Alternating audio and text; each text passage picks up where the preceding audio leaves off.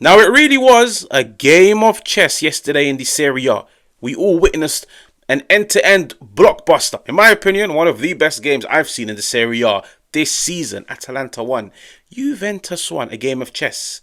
A game that compromised of two managers. One at the top of the food chain at the moment in Italy, Gasperini, the godfather of the back three. A manager that commits his whole team to the press. A manager that wants his whole team to push forward, to play football in the opposition half. A manager that lives and dies by his sword. High risk football. We will go out and impose ourselves on and off the ball. Thiago Motta, Juventus, slightly different. A manager that's a bit more cautious. A manager that's a bit more defensive minded. A manager that's up and coming, learning day by day. But the funny thing is, and you probably wouldn't believe it, Juventus every single game this season in the Serie A have dominated possession come the 90th minute. Even if it's a 51 to a 49% split. For the first time in the Serie A, Juventus had 40% of the ball. Whilst Atalanta dominated possession with 60%. But why? Was it by accident? Was it a fluke? Was it these Juventus players struggling to control the ball, struggling to control the game, struggling to impose themselves on the game? Or was it a tactical masterclass? As much as people might be frustrated by the fact that Juventus drew once again the 13th game in the Serie A, the one thing I will always give Thiago Motta is, in big games, tactically he's spot on. And sometimes it's mistakes that are the difference between 3 points. Sometimes it's just that lack of personnel that hinders him. But I saw a Thiago Motta Juventus that, in my opinion, had one of their best performances of the season whilst having 40% off the ball. Let me break it down. Now, Gasperini's 3-4 system is known worldwide. What is it known for? Being aggressive, being dynamic, but most importantly, being intense. It's a very relentless pressing system where his entire team pushes forward. He is a manager that takes no passengers off the ball. But Thiago Motta knew this.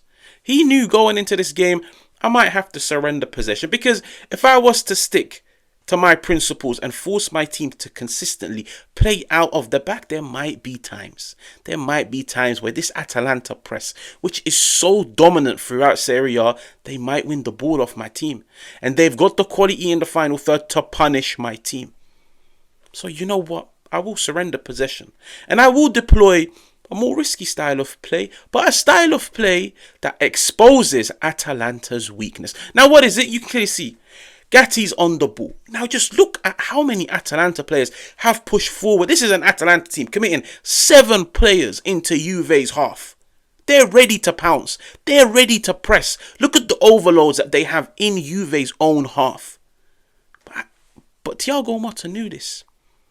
I call it the bait pressing trap, where teams hold on to the ball in their own first phase and they wait for the opposition to press. It's like they're telling them, come and press me.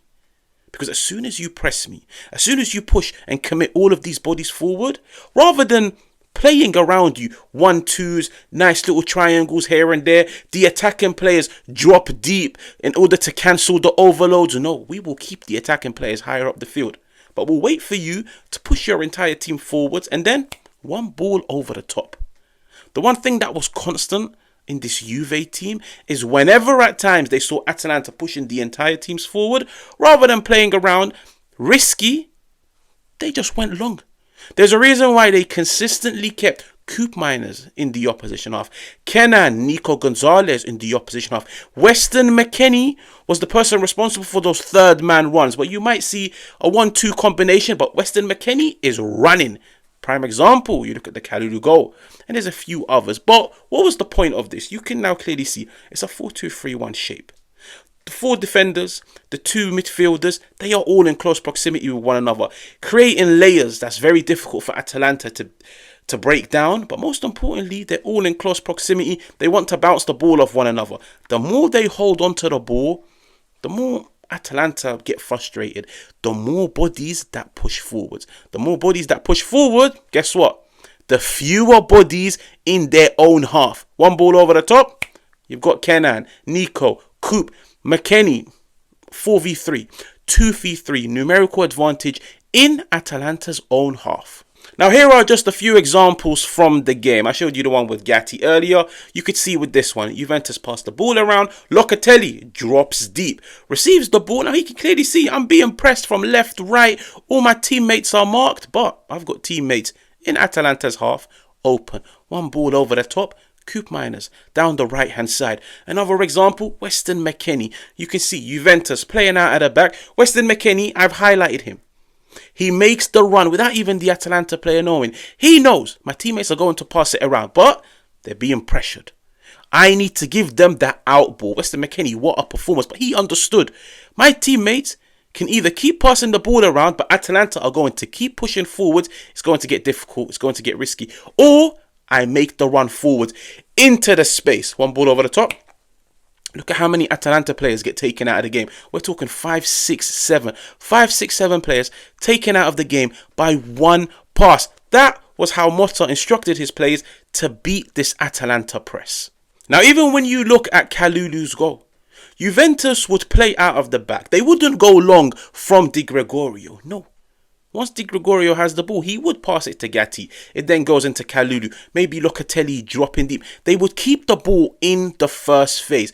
The longer you keep the ball in the first phase, the higher the opposition push forward. As soon as the opposition push forwards, one ball over the top, Weston McKennie. Now, the thing that created this goal was that Weston McKennie first touch. He kills the ball dead. He takes control of it and he charges forwards. But you have to ask yourself the question, why was there so much time and space for McKennie to control the ball, to redirect his run, to then carry the ball forwards 20, 30 yards?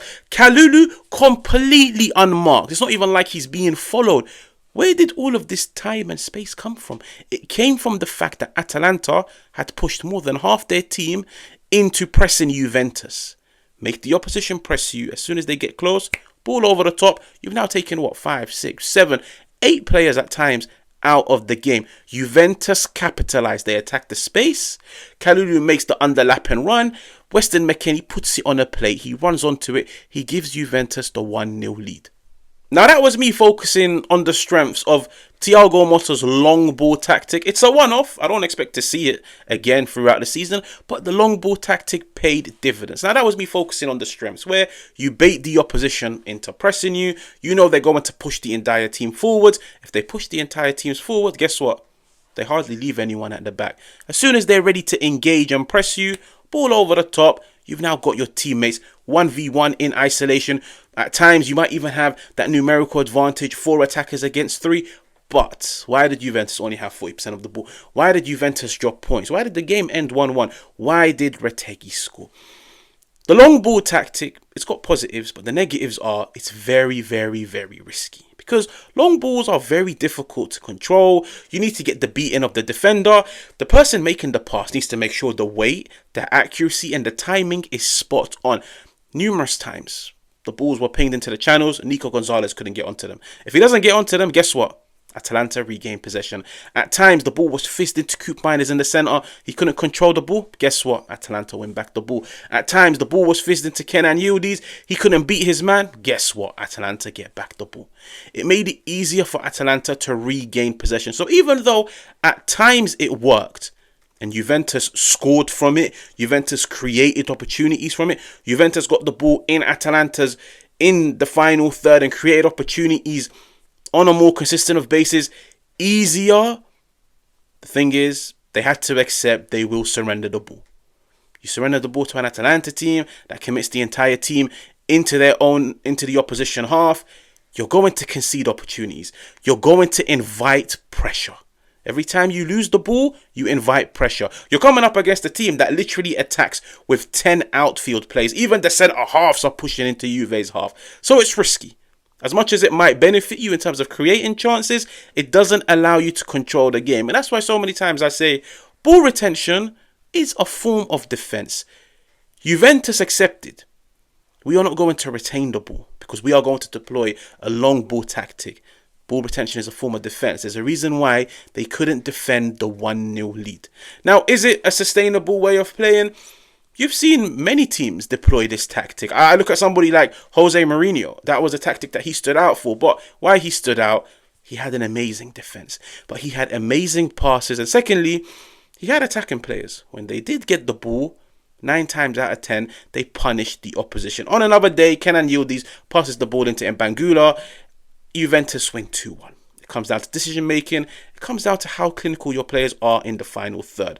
So that's why at the beginning of the video, I said I felt like Motta got the tactics right. The personnel held him back. Because on another day, we sit down and say the bait pressing trap worked.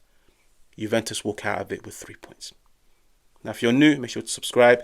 Make sure to hit the like button. Make sure to let me know what you think in the comments. And I'll catch you guys on another one.